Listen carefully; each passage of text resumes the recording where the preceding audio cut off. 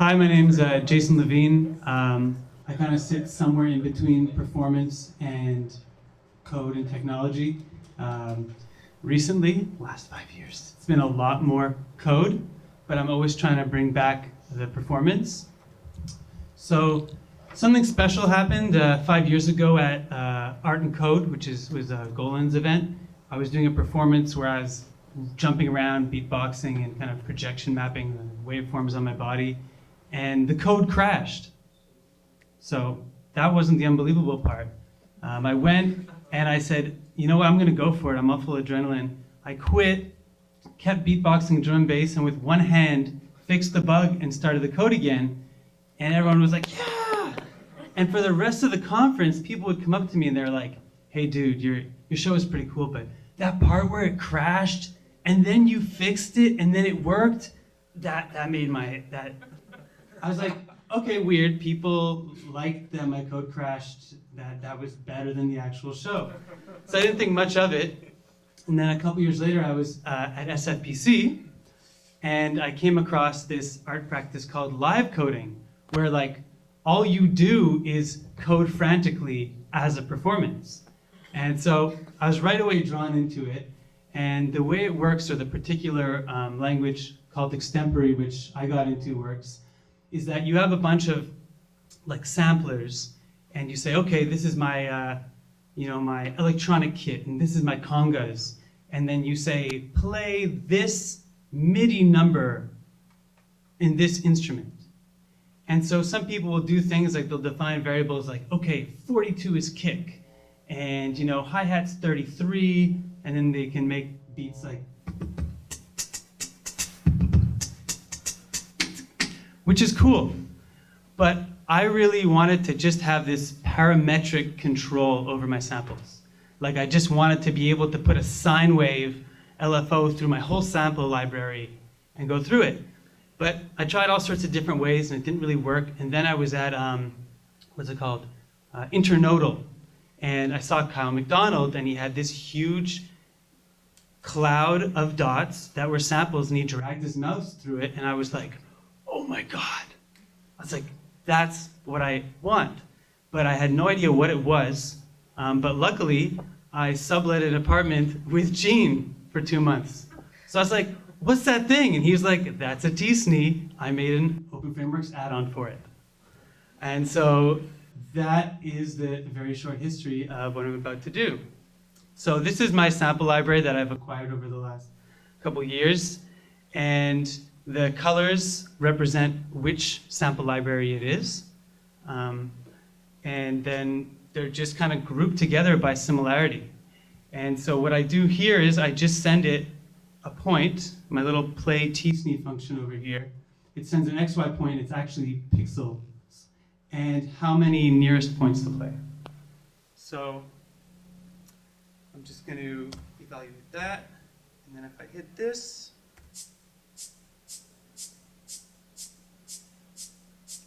I've got this sample here. If I move over 10 pixels, I'm on this guy. Another 10 pixels over there. And then it gets interesting when you say, okay, take a cosine wave, centered on 1400, and go 10 pixels in either direction every 4 beats.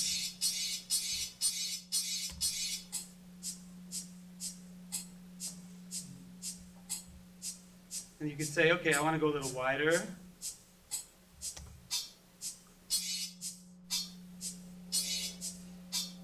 And maybe I actually want to put a sine wave on the x-axis so it does a little circle. Oops.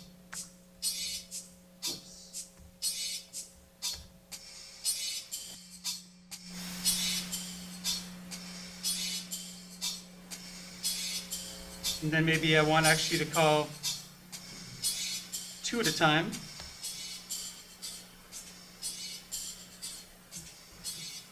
It starts to get interesting. So this is like too much power for one person, so I never know what's gonna happen, okay? You guys are cool with that? All right.